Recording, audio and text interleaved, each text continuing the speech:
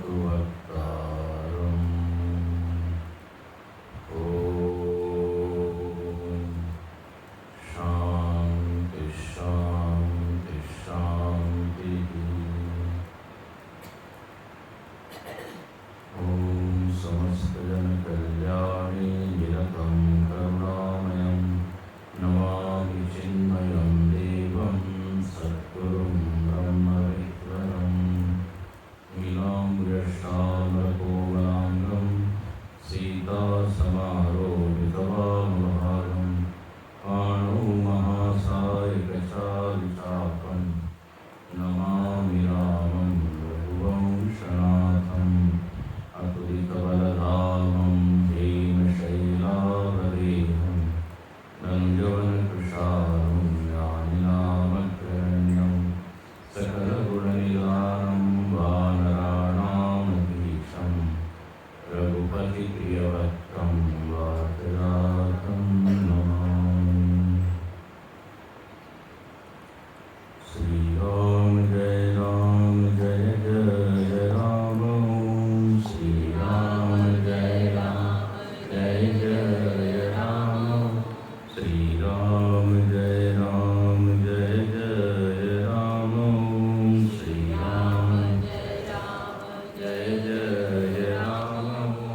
श्रीराम जय राम। श्रीराम जय राम।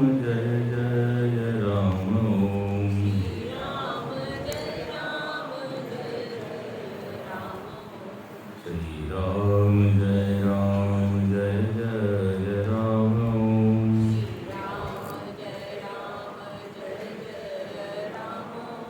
श्रीराम जय राम। श्रीराम जय राम।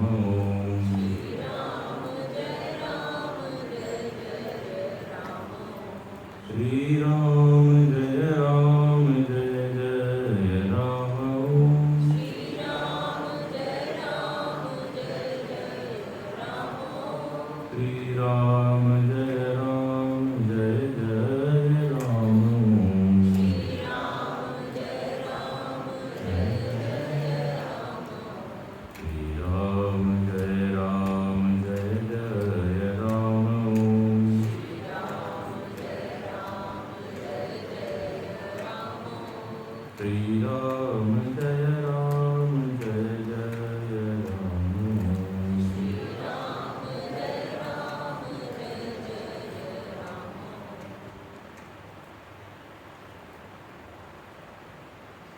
श्री रामचरितमानस में भगवान की लीलाओं का वर्णन है। भगवान की नाम की महिमा का वर्णन है और अलग अलग स्थानों पे भगवान के रूप का वर्णन है और अलग अलग परिस्थितियों में भगवान के जो गुण प्रकट हुए हैं उनका वर्णन है। तो भगवान ने जहाँ जहाँ लीलाएं की उन स्थानों का वर्णन है। 5 चीजों का वर्णन इस रामचरितमानस में। इन 5 को ही कहते हैं नाम, रूप, लीला, गुण और धाम। भगवान की नाम महिमा हमने देखी नाम वंदना में। तो कहते हैं भगवान के नाम का स्मरण करना चाहिए। ये ग्रंथ हमको प्रेरणा देते हैं। बड़े बड़े लोगों ने नाम स्मरण किया और वो मुक्त हो गए। फिर दूसरी जो साधना है वो है भगवान के रूप का ध्यान। तो कहीं बाल रूप का वर्णन है, कहीं किशोर राम का वर्णन है, कहीं वनवासी राम का वर्णन है, कहीं राजा राम का वर्णन है। तो जो रूप में प्रेम रखते हैं, रूपासक्त हैं, तो बोले आप विविध रूप यहाँ दिए हुए हैं। जैसे हम स्तुति गाते हैं श्री रामचंद्र रूपारुहम, श्री भगवान के रूप का वर्णन है। नवकंज रोचन कंजम जैसे अधरम मधुरम नयनम मधुरम हसितम मधुरम सुंदर रूप का ध्यान करें, गुणों का अनुसरण करें। जो गुण भगवान के हैं वो गुण अपने में भी आ जाए। आखिर ये सब हम इतनी मेहनत क्यों कर रहे हैं? 6-6 घंटे कथा का श्रवण मनन अध्ययन क्यों हो रहा है? राम जी की चर्चा क्यों कर रहे हैं? बोले ताकि उनके जो गुण हैं और उनकी जो प्रतिक्रियाएं हैं अलग अलग परिस्थिति में, वैसी प्रतिक्रियाएं हमारी भी हो जाए। Man is known by how he responds, how he reacts. कैसे वो शांत रहते हैं, कैसे सब रहते हैं। एक एक गुण है, गुणों के तो निधान है। तो अपने में भी कुछ गुण आए इसलिए ये सब है। इसको केवल आप इतिहास के रूप में मत समझिए कि एक कथा हम सुन रहे हैं तो कहानी हो जाएगी, उससे हमारा क्या लेना देना। एक राम जी थे, उन्होंने ये किया, हम तो अपना जीवन जैसा चाहे वैसा जिएंगे। जब तक उसका प्रभाव अपने जीवन पर नहीं हो, ये कथा श्रवण बेकार है। तो गुणों को पकड़े, गुणग्राही हो जाए और न केवल ग्रहण करें बल्कि जीवन में उतारें। वैसे तो रामायण पढ़ के हमको राम जी के जैसा होना चाहिए, लेकिन इतना तो कठिन है। तो कम से कम राम जी के भक्त बन जाए। राम जी के गुण 2-4% भी आ जाए तो वो भी बात है। तो अलग अलग प्रसंगों में उनके गुण यहाँ पे बताए गए। तो गुणों का अनुसरण करें, धाम का गमन करें। अयोध्या धाम है, अयोध्या मथुरा माया काशी कांची अवंतिका पुरी द्वारावती चैव सप्तैका मोक्षदायिका। इस 7 नगरियों को क्या कहा गया? मोक्ष देने वाली है। तो यहाँ पर अयोध्या तीर्थ में जाने का भी एक विधि है, आगे चर्चा करेंगे। हम लोगों ने तीर्थाटन को पर्यटन बना दिया है। एक होता है टूरिज्म, टूरिस्ट बन के जाना, और तीर्थ यात्री बन के जाना, इसमें फर्क होता है। आगे देखेंगे। तो चित्रकूट का वर्णन है, तो रामेश्वर का वर्णन है, तो पंचवटी का वर्णन है। तो जहाँ जहाँ भगवान ने लीलाएं की उसको तीर्थ धाम। तो नाम रूप गुण धाम और लीला। लीला का अर्थ होता है जिसको सुन के मन लीन हो जाए, लीनम लाती। कुत्र लीनम भवति रामे तस्मिन् राम। उस राम में, उस ईश्वर में हमारा मन तन्मय हो जाए। इसलिए भगवान प्यारी प्यारी लीलाएं करते हैं। संसार इतना आकर्षक है, इतना मोहक है, बार बार मन उधर जाता है। तो उस मन को इधर लाने के लिए भगवान कहते हैं हमको दुनिया से ज़्यादा बेहतर कुछ करना पड़ेगा, ताकि लोग दुनिया को छोड़ के हमारी ओर आकर्षित हो। तो अधरम मधुरम जो है लीलाएं सब मधुराधिपति। ऐसे ही यहाँ पर भी अलग अलग लीलाएं भगवान ने की। तो बाल लीला संक्षेप में है। भगवान किशोर हो गए, थोड़े से बड़े हो गए हैं। बिल्कुल मानवीय लीला है राम जी की, आदर्श मनुष्य। कृष्ण भगवान की लीला ईश्वरीय है, जो मनुष्य को करने में असक्षम कभी नहीं कर सकता। गोवर्धन पर्वत को उठाया, हम लोग एक सूटकेस उठा लेते हैं तो पीठ दर्द हो जाती है।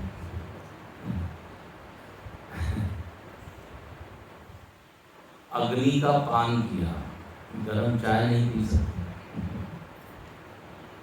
सर्प के ऊपर नृत्य किया, ये आदमी नहीं कर सकता।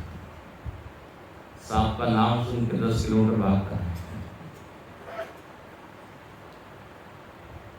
इसलिए क्या कहते हैं, ये बड़ा प्रसिद्ध वाक्य आप सब लोगों ने सुना होगा, कृष्ण ने जो कहा वो करो आप।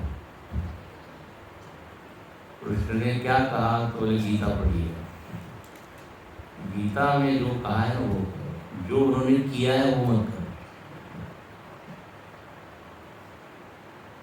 राम जी ने जो किया है वो करो। प्रातः काल उठते हैं, कल ने देखा ना, प्रणाम करते हैं, आज्ञा मानते हैं। इसलिए उनको कहा है मर्त्यावतार मर्त्य शिक्षणार्थ। श्रीमद् भागवत में राम जी ने लिखा, मर्त्य मतलब मनुष्य, मनुष्यों के लिए राम जी का होता है।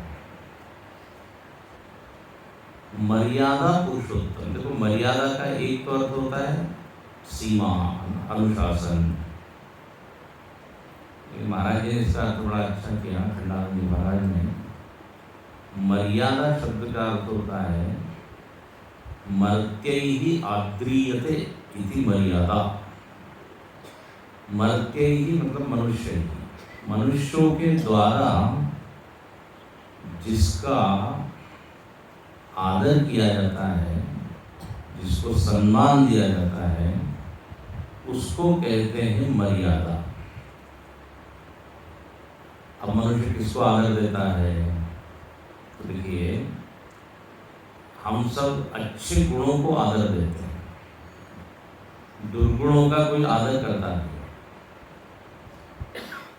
तो मर्यादा का अर्थ होता है सद्गुण।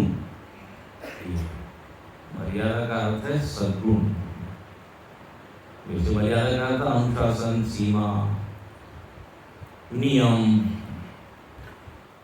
तो राम जी ने क्या किया, उन सारे गुणों का आदर किया, और न केवल आदर किया बल्कि वैसे जिया। मरते ही आद्रियते।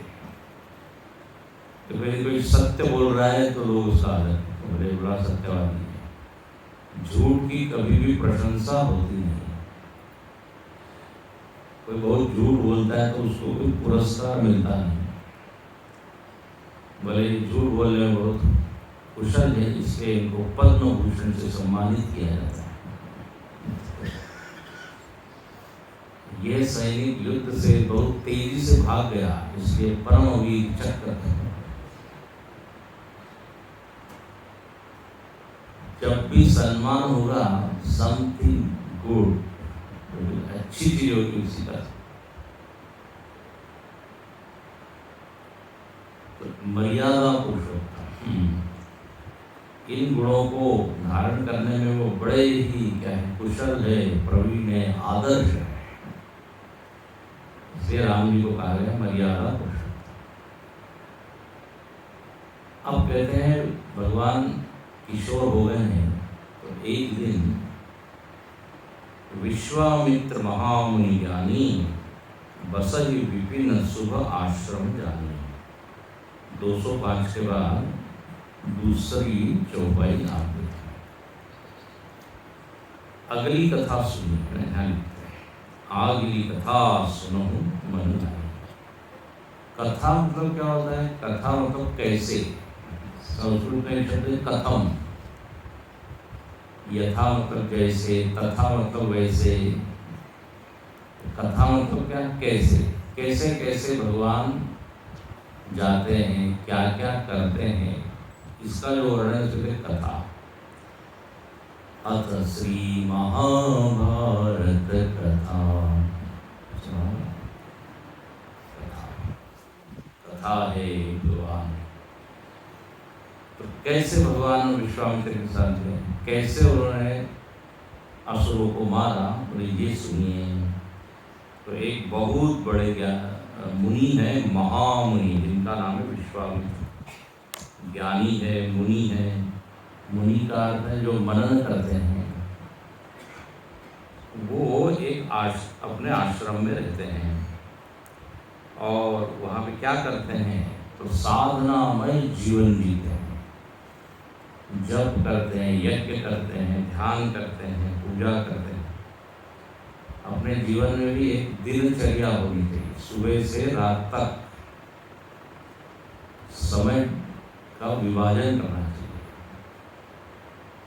इतने समय ध्यान, फिर जप, फिर पूजा, फिर अध्ययन, फिर श्रवण। महाराज जी कहते हैं हर क्षण को भर दीजिए आप साधना से।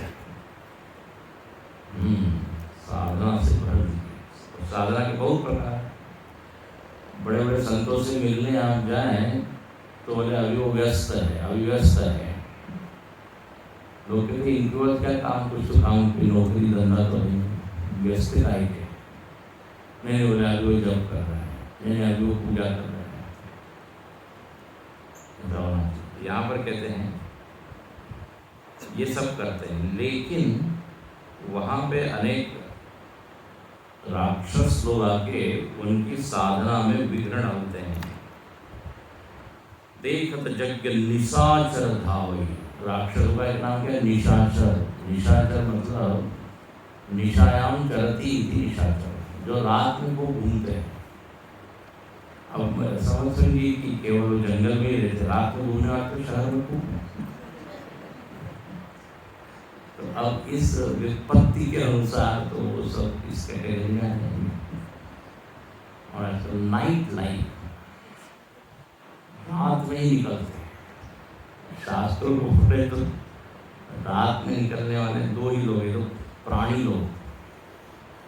अब यदि सफारी में जाए तो दिन में सब आराम करते रहते हैं, इसलिए कुछ दिखता ही नहीं है। हाँ, तो अंदर रात में पूरा जंगल जागता है। तो या तो ये या फिर ये राक्षस, तो निशाचर लोग। अब बोले बहुत परेशान कर रहे हैं। विश्वामित्र जी अपने प्रयत्न से इनको मारने का प्रयत्न करते हैं, लेकिन ये मरते नहीं हैं। गाधि तनय मन चिंता व्यापी, इनका नाम है गाधि। गाधि के पुत्र है विश्वामित्र जी, तो गाधि तनय।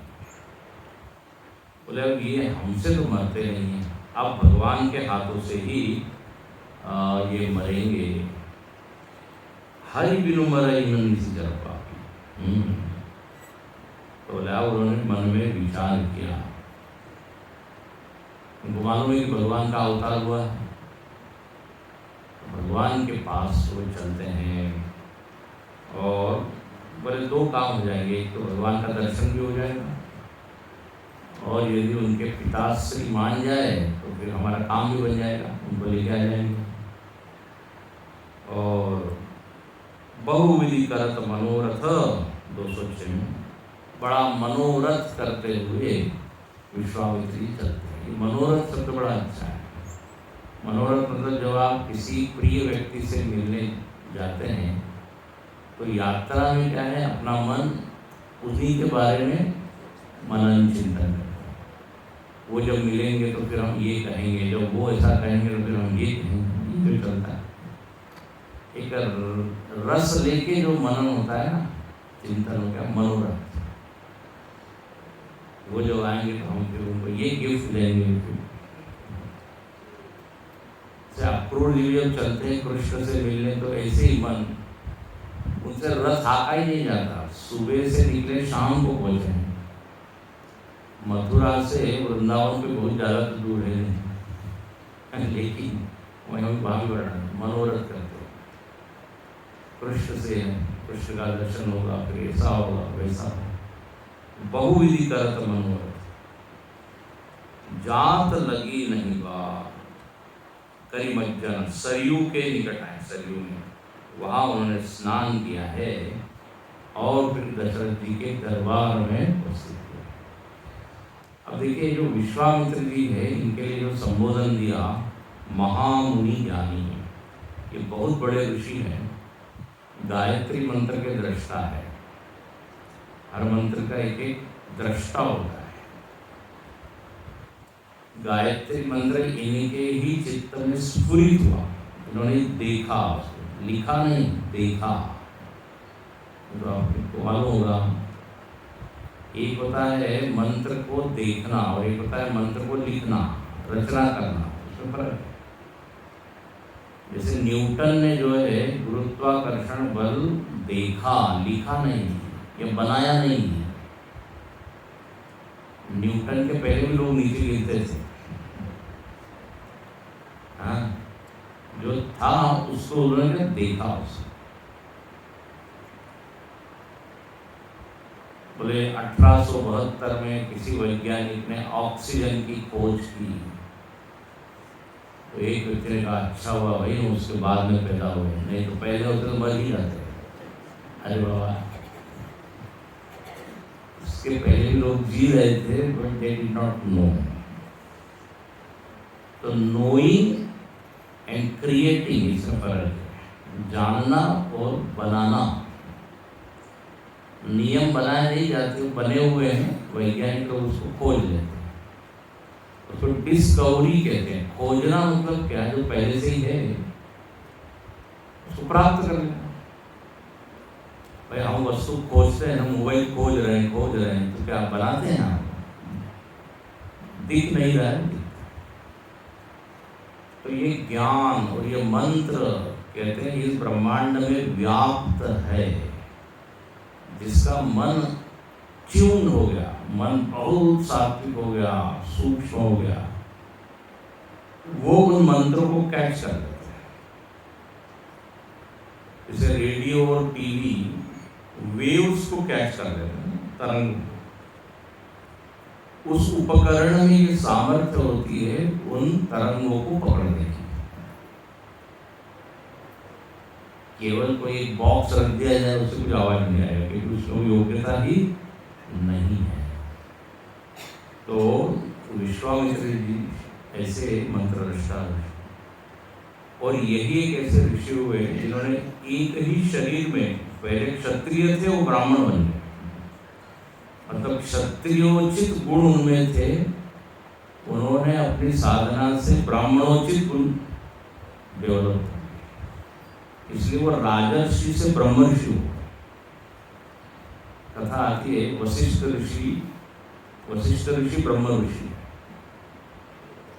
एक बार ये राजा थे विश्वामित्र जी, राजर्षि उनको कहते हैं, जो राजा भी हो ऋषि भी हो।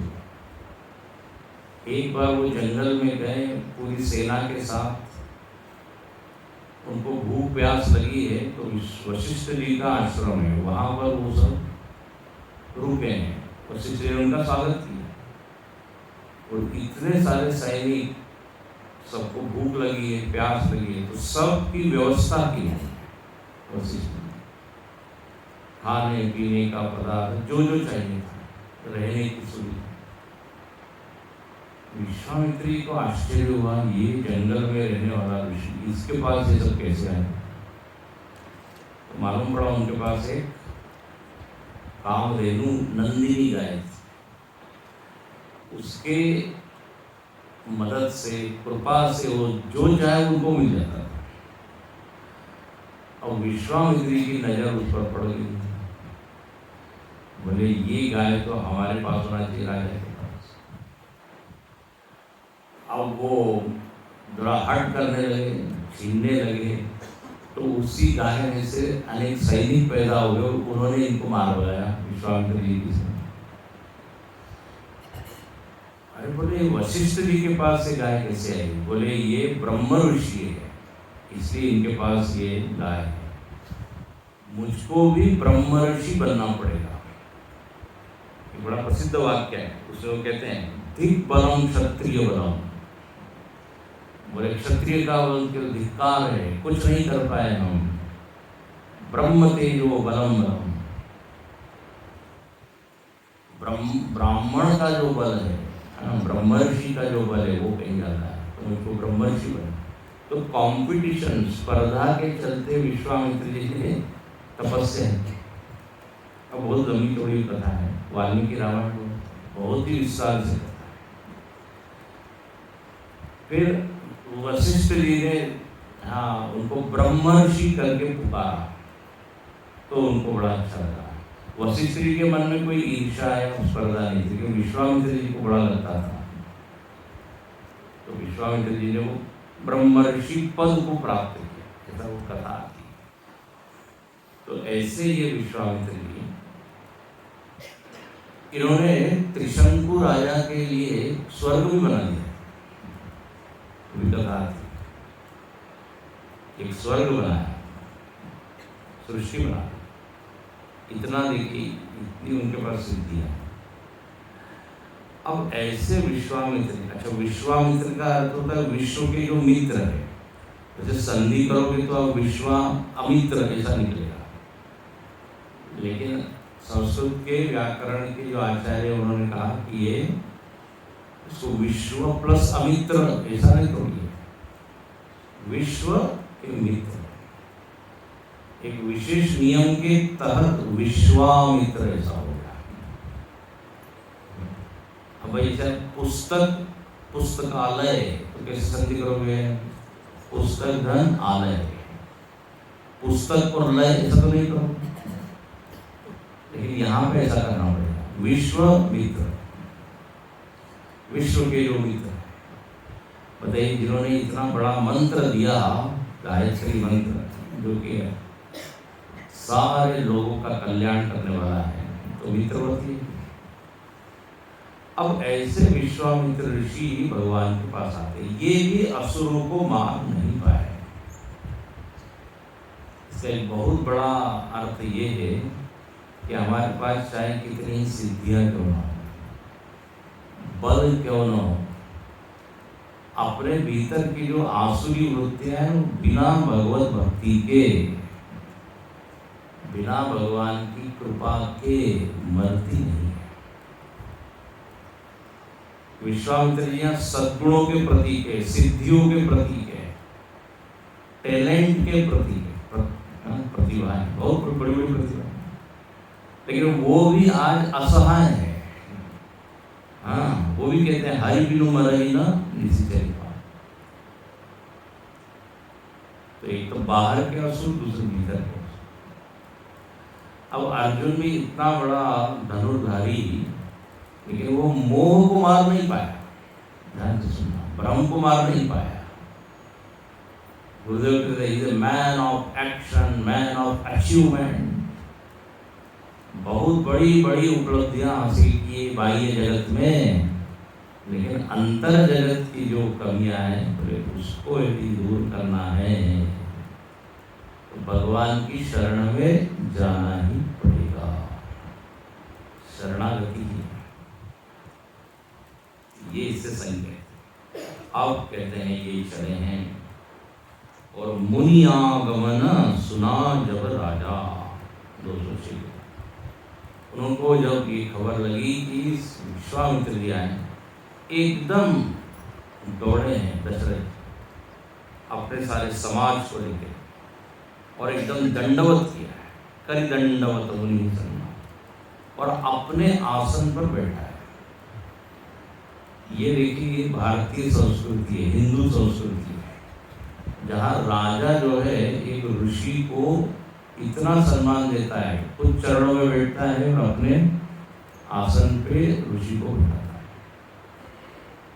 इसका संकेत ये है कि जो राजा त्याग, तप, धर्म इनका आदर करता है, बोले वही राज्य को ठीक संभाल सकता है।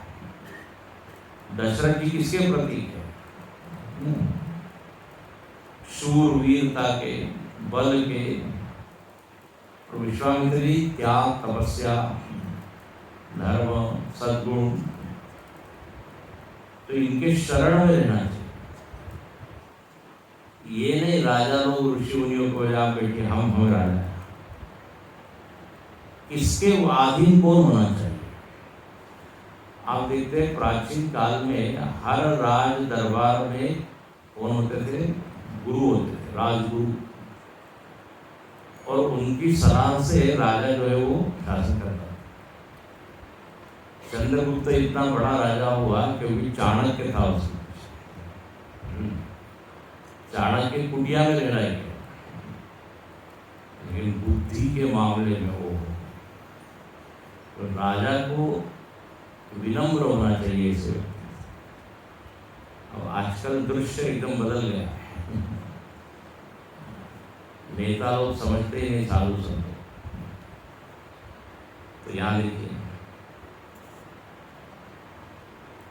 अपने आसन पर बैठाया, दंडवत किया, पाद प्रक्षालन किया, विविध भांति भोजन कराया है। इसको कहते हैं अतिथि देवो भव। अतिथि, ये सब कराने के बाद फिर यहाँ बड़ा अच्छा है, दशरथ जी ने अपने चारों पुत्रों को बुलाया और चरण में उनको गिराया, प्रणाम करो, प्रणाम करो। पता है ना, ऐसा ही होना चाहिए। तो आजकल बच्चों को ये आदत ही नहीं प्रणाम करना, उनको करते ही नहीं हो। हाँ, ऐसा कुछ हो गया। मत्था टेको पंजाबी में, उड़िया में क्या बोलेंगे, नमो नमो करो। नहीं, नमो नमो का होता है, हाँ बंगाली, हाँ उड़िया में बंगाली। मराठी में क्या, नमस्कार करना स्वामी जी। तो अच्छा, जब तक वो माता पिता नहीं करते वो नहीं करते, पहले उनको करना पड़ता। फिर यज्ञ आचरति श्रेष्ठ। यहाँ पर दशरथ जी ने चारों को कहा आप इनको प्रणाम। अब कहते हैं, जब राम जी को विश्वामित्र ने देखा तो जन चकोर पूर्ण ससी लोभा। जैसे चकोर पक्षी चंद्रमा की ओर एकटक देखता है, विश्वामित्र जी देखते ही रहे राम जी को, उनकी समाधि लग गई। दशरथ जी ने बोला होगा हेलो हेलो थोड़ा हीरो। हाँ, एकदम वो पूछते हैं कहीं कारण आगमन, आपका आगमन किस कारण। देखो एकदम ऐसा कोई आए तो एकदम नहीं पूछा यहाँ क्यों आए हैं, क्यों। देखो तरीका देखिए, इतना सब करने के बाद बैठे हैं। अब धीरे धीरे ये सब बोलने के तरीके, तो एकदम लोग क्यों आए हो, कब जाओगे, ऐसा कब जाओगे, क्या प्रोग्राम है आपका। मतलब समझदार को इशारा था, ऐसा नहीं होना चाहिए। तो कहते हैं, यहाँ पर पूछते हैं किस कारण से आप, बोले क्या बताएं, हमारे आश्रम में आसुरी शक्तियों का बहुत आतंक मचा हुआ है। वो जो है हम कुछ करने बैठते हैं, जहाँ वो यज्ञ की अग्नि देखते हैं अटैक करते हैं। ऐसा कहते हैं, एक तरफ जनक जी का राज्य है मिथिला और एक तरफ अयोध्या है, बीच में विश्वामित्र जी का क्या है आश्रम। और ये रावण ने जो है ना, मारीच, सुबाहु, ताड़का, इन सबको बीच में बिठाया हुआ है। उसका प्रयोजन ये कि राजा लोग मिल न पाए। और ऐसा हुआ भी, जनक जी के यहाँ कुछ समारोह था, उसका निमंत्रण भेजा अयोध्या के राजा के पास, दशरथ को, लेकिन बीच में इन लोगों ने गायब कर दिया, पकड़ लिया वो पत्र वाले को। ये अब वो कोई गए नहीं उधर से, तो जनक जी को बड़ा बुरा लगा। तब से आप देखिए, जनक जी और दशरथ जी में कोई संबंध नहीं है। इसलिए जो सीता जी का भी स्वयंवर हुआ है, तो अयोध्या वालों को कोई बुलाया नहीं गया। अभी हम देखेंगे, ये तो विश्वामित्र जी पकड़ के ले गए राम जी को। ये राम जी बिन बुलाए मेहमान थे वहाँ। There was no official invitation यहाँ स्वयंवर, क्योंकि ये बीच में ये राक्षस लोग जो है गड़बड़ करते हैं। ऐसा इसका राजनीतिक आयाम भी है, कथा में देखिए अलग अलग आयाम है। तो विश्वामित्र ने कहा कि ये ठीक करना पड़ेगा, इसलिए विश्वामित्र जी बीच में लिंक बने, कड़ी बने। राम जी को ले गए कहाँ, जनक को। तो यहाँ पर वो कहते हैं ये राक्षस लोग हमको सताते हैं। दशरथ जी का कोई बात नहीं, ये बहुत बड़ी समस्या नहीं है। हमारे पास बहुत सैनिक है, हाथी है, घोड़े हैं, रथ है, पूरी सेना को मैं भेजता हूँ। जो आपको चाहिए ले जाए। सब लोग क्या क्या लिखते हैं हम? मांगो भूमि धेनु धन कोसा सर्व सदैव आज सर्वसा। 207 के बाद 30। विश्वामित्र ने कहा महाराज समस्या गंभीर है, ये सब चीज़ तो हमारे पास भी, हम भी इनसे मार सकते हैं, लेकिन ये मरने वाले नहीं है। बोले फिर इसका क्या उपाय है? अनुज समेत देह रघुनाथ। 207 के 107 के ऊपर जो पाए। बोले आपके 2 पुत्र हैं, दोनों को आप हमको दे दीजिए।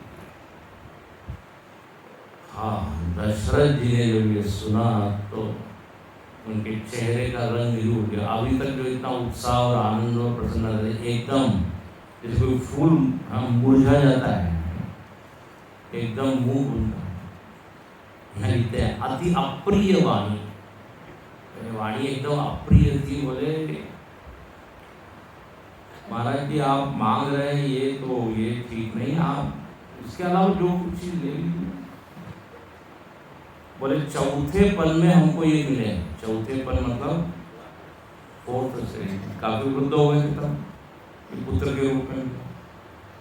अभी तो मैं जरा इनका आनंद ले रहा हूँ और अब इनका वियोग, बोले ये मेरे से सहन नहीं होगा।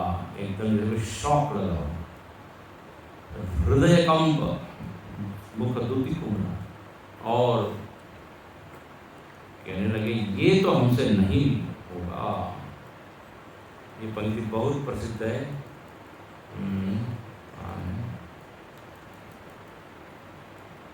मेरे प्राण नाथ सुत हो, ये मेरे प्राण है और राम देत नहीं बने। ये पंक्ति आती है, देखना पड़ेगा कौन सी है।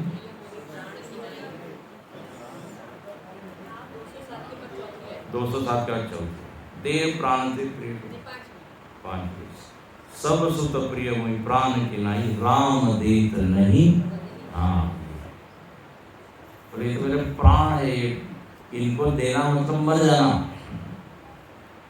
दशरथ जी देखिए ऐसे प्रेमी भगत है। अब जब ये बात हुई तो वशिष्ठ जी दशरथ जी को एक तरफ ले जाते हैं और उनको समझाते हैं, महाराज आप अपने पुत्रों में इतना आसक्त हो गए, ये केवल आपके लिए नहीं है, ये समझने के लिए आए हैं। और एक बड़ी बढ़िया बात कहा कि देखो ये जो चारों आपको मिले हैं कैसे मिले हैं? तो बोले यज्ञ हुआ था ना, पुत्र कामेष्टि यज्ञ के द्वारा यज्ञ। बोले अब आज यज्ञ के ऊपर ही संकट आया हुआ है, विश्वामित्र यज्ञ नहीं कर पा रहे, तो अब आपका कर्तव्य है कि इस यज्ञ संस्था को आप बचाएं, क्योंकि जिसके कारण आपको ये पुत्र मिले। ऐसा काफी समझाया और कहा कि इनका अवतार केवल आपके लिए नहीं है, हाँ, परित्राणाय साधूनां विनाशाय, ऐसा ज्ञान दिया है। तब थोड़ा सा दशरथ जी में बहुत इमोशनल पर्सनैलिटी समझाया। तब बड़े भारी मन से उनको खुशी तो नहीं, लेकिन चलो कुछ तो सांत्वना मिली। तो 100 पे भूप ऋषि दोनों को सौंप दिया और राम जी और लक्ष्मण जी चलते हैं। और कैसे चलते हैं? 208 दोहे में लिखे 16। पुरुष सिंह दो वीर हर्ष चले मुनि भय हरना, कृपा सिंधु अति अखिल विश्व कारण करना। ये गोस्वामी को मौका मिल गया रूप का वर्णन करने वाले। दोनों चले हैं, कैसे दिख रहे हैं? पुरुष सिंह सिंह युवा शेर की तरह। हम कहते हैं दादाजी नानाजी अपने पोते को, अरे मेरा बच्चा तो शेर। अब उसको शेर का तो अब पीछे दिखता है, मेरी तो पूछ तो नहीं। तो क्या शेर युवा उपमा दी जाती पुरुष से, और ऐसे चल रहे हैं निडर होके, निर्भय होके। इनको देखो बुद्धि थोड़ा अच्छा कहा। राम जी ने ये नहीं कहा दशरथ जी से कि आपने हमारी तो कुछ सलाह ली नहीं होती, हमारी इच्छा का भी तो कोई है, आपने उन्होंने मांगा आपने तो दिया। आखिर मेरी लाइफ के बारे में डिसीजन तो मैं ही दूंगा। आजकल के बच्चे who are you to decide? बच्चे को लगता है कि उनको सब ज्ञान है दुनिया का, उनका निर्णय एकदम सही। एक बार बच्चे ने कहा, बच्चे को पिताजी ने कहा, जरा मुझसे तुमको बात करनी है तुमसे जीवन के बारे में। तो बच्चा कहता है, हाँ पिताजी बैठिए, बताइए क्या समस्या है। उसको लगता है आए लोग। तो यहाँ पे गुरु लोगों ने जो निर्णय किया है वो सही चलते हैं। और मुनि का भय हरण करने के कृपा सिंधु, कृपा के समुद्र है। देखो एक तरफ शूरवीर भी है और दूसरी तरफ कृपालु भी, ये भगवान का स्वभाव। तो पूरे विश्व के कारण है, तो अखिल विश्व कारण। अब कैसे हैं तो फिर वर्णन है, अरुण नयन पुर बाहु विशाला, ये वीर राम है। इनके आंखों में लालिमा है, मतलब गुस्सा आया हुआ है। बोली आपको सिखाते हैं, जरा देखते हैं। तो नयन कैसे है? अरुण नयन, बाहु विशाला, भुजा महाबाहु है, और चलते हैं। उन्होंने कसा है ना धनुष बाण, कटिपट पीत कसे बरवा, और चल पड़े हैं।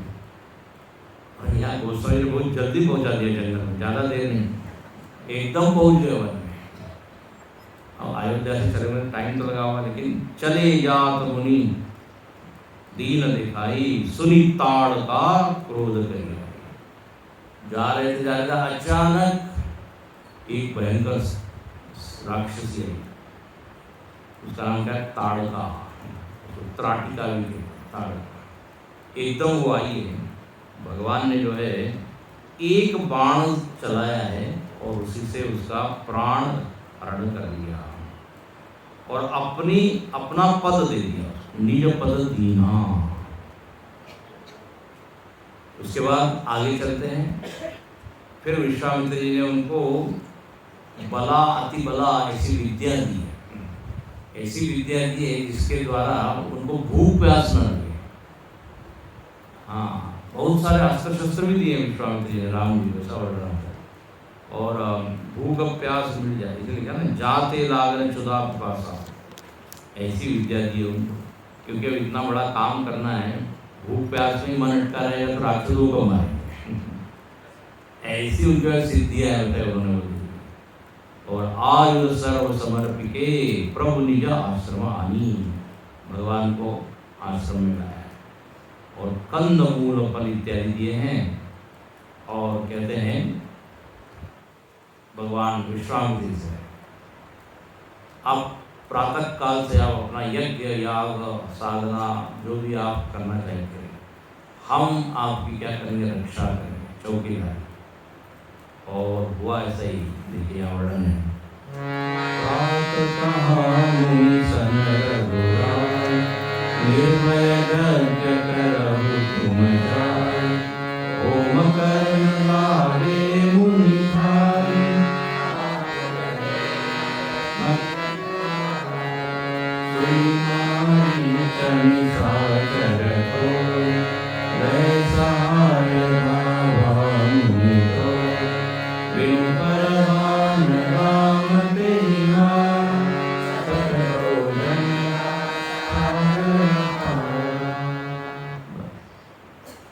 जब ये यज्ञ करने लगे विश्वामित्र जी, ओम विष्णवे स्वाहा इदं नमः, अग्नये स्वाहा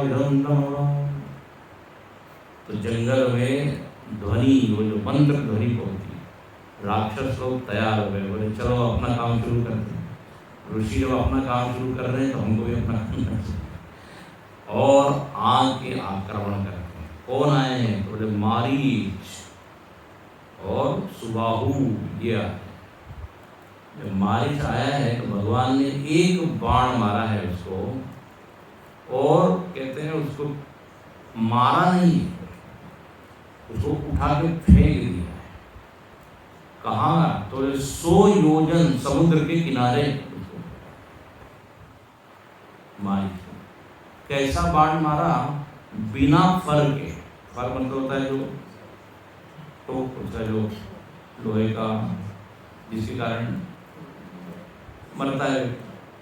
तो वो मारीच मरा तो नहीं, बिना फल का, बिना फल, बिनु फर बाण। और जो सुबाहु था उसको तो भगवान ने मार दिया। विश्वास जी बड़े प्रसन्न हुए, बोले वाह, आपने तो एकदम पहली बॉल पे ही सिक्सर मार दिया। दोनों के लिए जो बाधाएं थी, और फिर वहाँ जितने भी वो छोटे मोटे थे सबको मार दिया। कुछ दिन वही रहे भगवान। भगवान ने चल के हो गया, चले हम, हरि ओम, बाय बाय।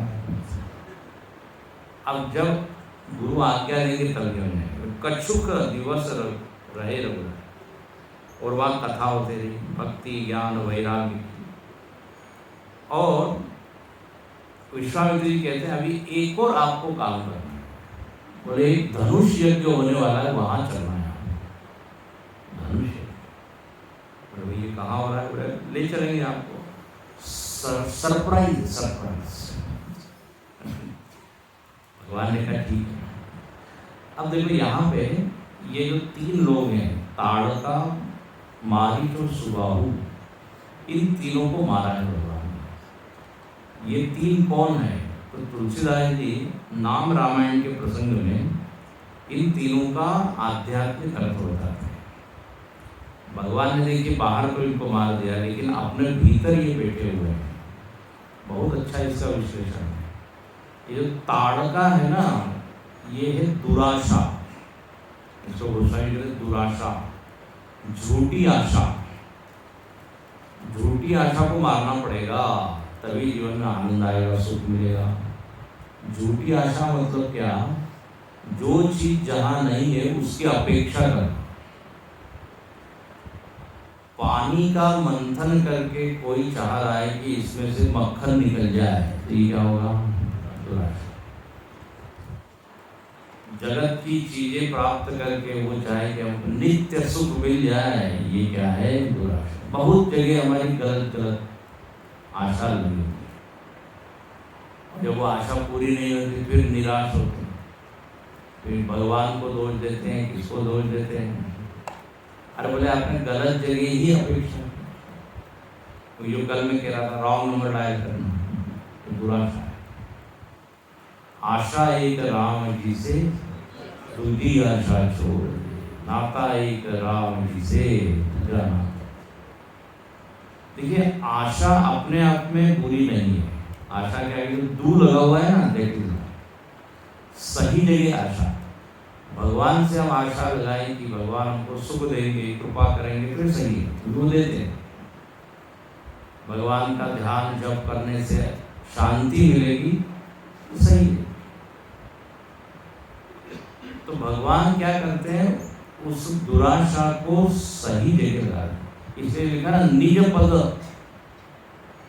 देखो ताड़का को उन्होंने क्या एक बाण मारा, इसका अर्थ हमारे गुरु ने बड़ा अच्छा किया। एक बाण मारा मतलब उन्होंने अपनी सारी आशाओं को एक जगह केंद्रित कर दिया। ये भाव है। सारी आशा अपेक्षा किससे हो? तो बोले राम जी से, भगवान से। तृप्ति कहाँ मिलेगी? उन्हीं से।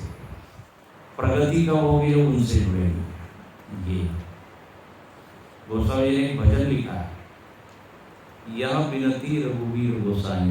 उसमें लिखते हैं और आस विश्वास भरोसो हरो जीव जीव जड़ताई।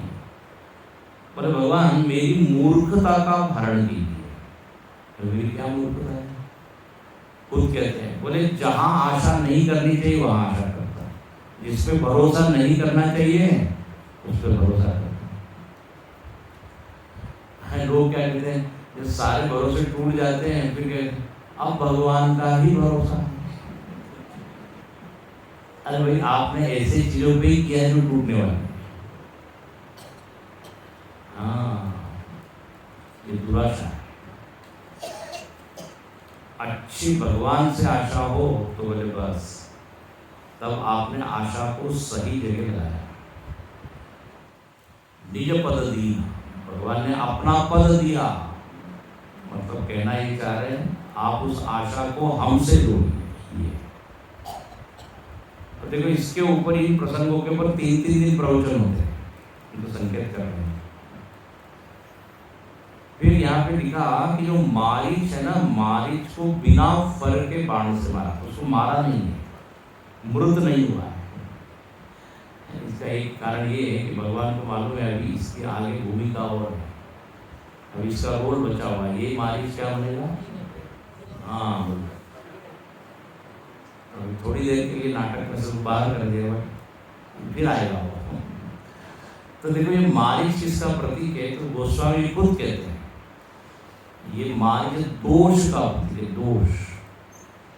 और ये ताड़का का बेटा है, तो दुराशा से दोष उत्पन्न होता है, दोष, मन के दोष।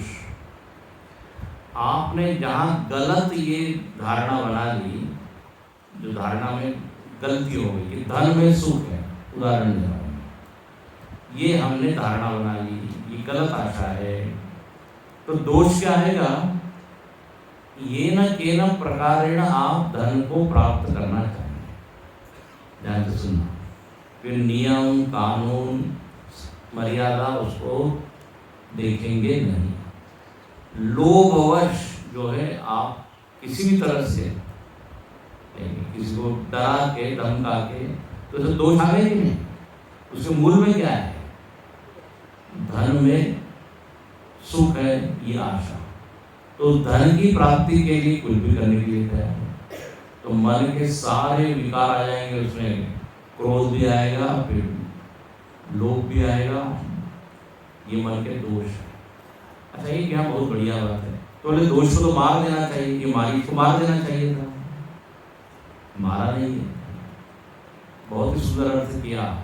बोले जिसको हम दोष कहते हैं ना, काम, क्रोध, लोभ, मोह, ये दोष भी गुण हो जाते हैं यदि इनको सही से उपयोग किया जाए इनका। एक बहुत बड़े संत हुए स्वामी शरणानंद जी महाराज, प्रज्ञा चक्षु थे। वो ये कहते थे कि जो भी चीज भगवत कृत है, भगवान के द्वारा बनाई गई है, उसमें कल्याण ही है। तो ये वृत्तियां तो हमने नहीं बनाई, ये वृत्ति तो हमको मिली हुई है। इन वृत्तियों को यदि सही ढंग से लगाया जाए, उपयोग किया जाए, तो ये गुण हो जाते हैं। इसलिए इनको मारो नहीं, इनको चेंज करो। इस 2-3 उदाहरण में देता हूँ। भरत जी को कहा गया कि भरत जी लोभी है। अब लोभ तो कोई अच्छी बात नहीं है, लेकिन यही लोभ यदि भगवान के चरण के प्रति हो जाए तो बड़ा गुण हो जाता है कि लुब्ध मधुपरिव तजई न पासु। धन का लोभ बुरा है, पद का लोभ बुरा है, लेकिन सत्संग का लोभ बुरा है। एक ने कहा, हमने कहा कि आप सत्संग में आते नहीं ज़्यादा। बोले नहीं, आप लोग कहते हैं कि लोभ बुरी चीज है, हम संतोष, आप कहते हैं व्यक्ति को संतोषी होना चाहिए।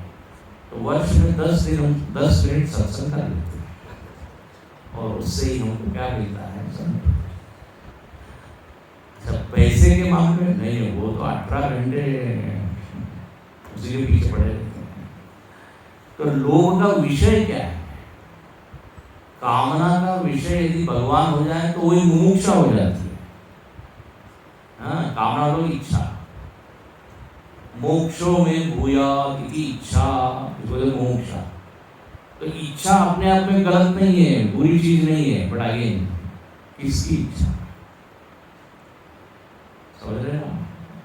इसलिए भगवान ने मारीच का जीवन बदल दिया। आप जानते हैं मारीच पे जब बाण मारा है तो वो भगवान का भगत बन गया है, वो सन्यासी की तरह रह रहा है, मारा नहीं, इसलिए बिना फर्क के बाण मारा। बोले आई नीड इट। काम, क्रोध, लोभ, क्रोध बहुत अच्छी चीज है। आप जरा बताइए पुलिस वाले, सैनिक, उनमें यदि क्रोध न हो तो डिसिप्लिन रहेगा क्या? हमारे स्वामी जी कहते रहे क्रोध should be issue based, not person based. गुस्सा जो है कोई इशू हो उसको लेके आप गुस्सा कर रहे हो तो ठीक है, लेकिन व्यक्ति के ऊपर गुस्सा मत कीजिए। यदि उसमें दोष निकल जाए तो उस व्यक्ति से वापस आ प्रेम से बात कीजिए। और ये हमने देखा है गुरुदेव में, इतना गुस्सा हो जाते थे लेकिन वही गुरुदेव दूसरे दिन उससे ऐसे बात करते थे कुछ हुआ ही नहीं। लेकिन हम लोग क्या होता है, एक बार गुस्सा आ गया तो ऐसा संबंधों में तनाव, द्वेष प्रेरित गुस्सा ठीक है। भाई बच्चों को अनुशासित करने के लिए माता पिता क्रोध करते हैं, करना भी चाहिए, क्रोध अच्छी चीज है, उसके बिना वो डर नहीं रहेगा और नहीं रहेगा अनुशासन। अपने ऊपर गुस्सा आना चाहिए। मैं नियम बनाता हूँ और मैं नियम तोड़ता हूँ, गुस्सा आना चाहिए। हम अपने को क्षमा कर देते हैं। स्वामी जी आप ही कहते हैं क्षमा बड़ा अच्छा गुण है। तो अपने लोभ भी अच्छी चीज है, इसलिए कामी प्यारी नारी जीवी, लोभी प्रिय जीवी नाम, तेरी रघुनाथ निरंतर प्रिय लागो मुनि नाम। तुलसीदास जी कहते हैं मुझको कामी बनना है, लोभी बनना है, लेकिन किसका? आपके चरण। जैसे कामी को स्त्री प्रिय है, लोभी को दाम प्रिय है, बिल्कुल उसी इंटेंसिटी से, तीव्रता से प्रिय लागो मोहि राम। तो ये वृत्तियां बड़ी अच्छी है यदि इसका उपयोग, तो ये मारीच, ये दोष। और तीसरी चीज है दुख। मैं बड़ा संक्षेप में बोल रहा हूँ, दुख को तो मारना ही है, दुख तो किसी को प्रिय है। हाँ, दुख तो कोई चाहता नहीं, तो इसलिए सुबाहु को तो भगवान ने मार दिया, उसकी ज्यादा चर्चा नहीं। तो दुराशा दोष, नाम रामायण का जो प्रसंग है उसमें आप पीछे जाइए, वहां देखिए। देखिए एक बात है, यह अर्थ जो है ना मन माने मन गढ़ंत नहीं करना चाहिए, प्रामाणिक होना चाहिए, तो शास्त्र प्रमाण है। गोस्वामी जी ने विनय पत्रिका में अर्थ दिए हैं, मोह दश मोह तत्भ्रात अहंकार पाप का पाईरा। रावण किसका प्रतीक है? तो बोले मोह, मोह दश मोली तत्भ्रात अहंकार। कुंभकर्ण कौन है? बोले अहंकार। मेघनाथ किसका प्रतीक है? काम। सब बताया उन्होंने। और जितने मरकट है, बानर है, ये सब कौन है? तो बोले ये सब साधक वृत्तियां हैं। आगे देखेंगे जब सुंदरकांड आएगा तो अर्थ भी जरा ध्यान से, नहीं तो जो मन में आए। तो ये तीन अर्थ हो गए। अब कहते हैं आगे चलें। जब विश्वामित्र जी इनको आगे लेकर चले तो एक आश्रम दिखाई। अब आश्रम कैसा होना चाहिए? जहाँ पे वेद मंत्र की ध्वनि सुनाई दे, मंदिर की घंटी सुनाई दे, हाँ कुछ सत्संग वगैरह चलता है। लेकिन कहने के लिए तो आश्रम में सूना पड़ा है, सन्नाटा। ये क्या है? पूछा मुनि मिला प्रभु देखी, सकल कथा मुनि कथा विशेषी। आश्रम के बारे में पूरी कथा विश्वामित्र जी ने बताई। किसका आश्रम है ये? गौतम नारी श्राप बस उपल देह धरी थी। ये आश्रम गौतम ऋषि का है और वहां पर एक शिला है, पत्थर। वो कौन है? तो बोले उनकी पत्नी, उनका नाम है अहल्या।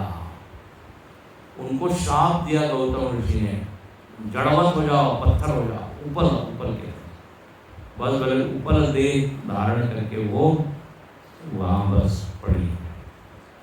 और क्या चाहती है? बस राम जी का दर्शन, राम जी का स्पर्श, चरण कमल रज चाहती। और विश्वामित्र जी कोई मालूम है तो विश्वामित्र जी लेके आते हैं। अब ये अहल्या की भी एक कथा है। अहल्या विष्णु ब्रह्मा जी की पुत्री है और ये बुद्धि का प्रतीक है, ध्यान रखना। और ये बुद्धि का विवाह किससे किया? गौतम ऋषि से। गौतम ऋषि त्याग तपस्या की प्रतीक है। तो हमारी बुद्धि किससे जुड़नी चाहिए? वैराग्य, त्याग, सद्गुण, तपस्या, इससे जुड़नी चाहिए। तो गौतम की पत्नी है यह अहल्या, लेकिन हुआ ये अहल्या ने गलती कर दी। अहल्या जो है इंद्र से जुड़ गई। इंद्र जो है भोग का प्रतीक है। हुआ ऐसा कि अहल्या बड़ी सुंदर थी दिखने में, इंद्र जो है मोहित हो गया और वहां इंद्र गौतम ऋषि का वेश बना गया है। गौतम ऋषि का, जब रोज ये गौतम ऋषि प्रातः काल नदी में स्नान करने जाते थे तो इंद्र ने देखा अभी अहल्या अकेली है, तो ये इंद्र वहां पहुंच गया। अच्छा, वाल्मीकि रामायण में तो ऐसा लिखा है कि अहल्या को भी मालूम था कि इंद्र है। कहीं कहीं लिखा है कि उनको मालूम नहीं था, इसलिए वो इंद्र की बातों में आ गई। हाँ, और दुर्व्यवहार इंद्र ने किया, संबंध बनाया। अहल्या को मालूम था, कहीं लिखा है, कहीं मालूम नहीं पड़ा, क्योंकि वो किस वेश में आया? गौतम ऋषि के वेश में आया। अब इंद्र जब वहां पहुंचा है, गौतम ऋषि वहां है, देखा अरे ये कौन है? बहुत क्रोधित हुए और इंद्र को शाप दे दिया उन्होंने, तुम्हारे पूरे शरीर में छिद्र छिद्र हो गए। और अहल्या को बोल दिया, बोले तुम बिल्कुल जड़ हो, मूढ़वत तुमने व्यवहार किया, तुम क्या हो जाओ? पत्थर हो जाओ। मूढ़वत क्यों व्यवहार किया? बोले तुम पहचान नहीं पाई कौन असली है कौन नकली है। भाई वेश बदल लिया उसने तो तुम पहचान नहीं पाए। अच्छी बुद्धि कौन सी होती है? जो सही और गलत का भेद करता है। इसलिए अब नाम रामायण के प्रसंग में ये जो अहल्या है ये कुमति का प्रतीक है। इसका कुमति, गलत मति। गलत मति क्या है? जो सत्य को नहीं पहचाना। इसलिए वहां आता है राम एक तापस तीर्थारी, नाम कोटि खल कुमति सुधारी। बोले राम जी ने तो एक ही अहल्या का उद्धार किया, लेकिन नाम ने तो अनेक कुमतियों को बदल दिया। मतलब ये अहल्या कौन है? कुमति। ऐसा कुमति को बदलना है। अब कहते हैं गौतम ऋषि ने शाप दे दिया, बोले तुम्हारी मति भ्रष्ट हो गई, जाओ पत्थर हो जाओ। अब देखिए इसमें भी बहुत सी रामायण, शतकोटि अपार, अनेक अनेक रामायण है। कहीं कहीं पर कहा है कि वो पत्थर हुई नहीं, पत्थर की तरह हो गई, जड़वत। जड़वत हो गई मतलब दुनिया से कुछ लेना देना नहीं। इसलिए यहाँ गोस्वामी बड़ी सावधानी से लिखते हैं, उपल देह धरी थी, जिसने पत्थर का देह धारण किया, मतलब पत्थर नहीं हुई, पत्थर जैसी हो। संज्ञा शून्य, जैसे पत्थर पड़ा होता है, सर्दी गर्मी सबको सहन करता है, ऐसी ये सबसे अलग, किसी से लेना देना नहीं, केवल बस एक जगह बैठी। अच्छा, अब जो है ये अहल्या ने अपना जो गलती है उसको स्वीकारा, बोले हमसे गलती हुई, अब आप कृपा कीजिए, कृपा कीजिए। गौतम ऋषि से कहते, तो गौतम ऋषि ने कहा तुम्हारा कल्याण तभी होगा जब भगवान का स्पर्श हो।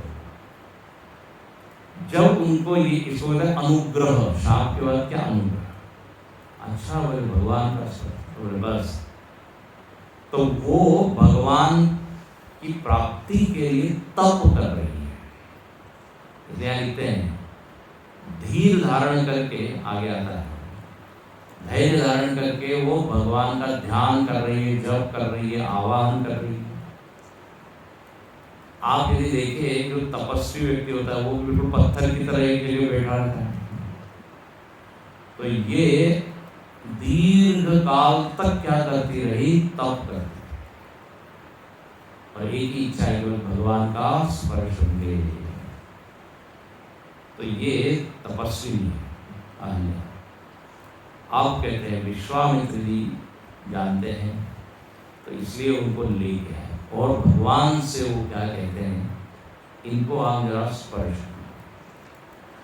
अब भगवान मर्यादा पुरुषोत्तम, अरे हम इनको पैर कैसे लगाएं?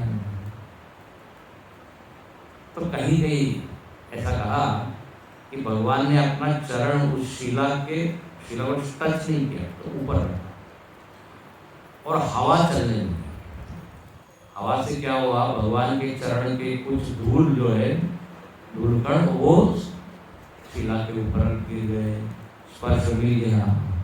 और जैसे स्पर्श मिला है, पर सत पद पावन शोक नसावन, जैसे गीता में आया, सुखेन ब्रह्म संस्पर्शम अत्यंतम सुखम अश्नुते, ऐसा ही यहाँ पर पर सत पद पावन शोक नसावन प्रकट भई तप पुण्य सही, एकत्र गुणायक जन सुखदायक, सन्मुख होई कर जोड़ि रही, अति प्रेम अधीरा पुलक शरीरा, मुख नहीं आवई वचन कही, अतिशय बड़भागी चरण मिलाय, जुगल नयन जलधार बही, धीरज मन कीना प्रभु प्रभु कीना,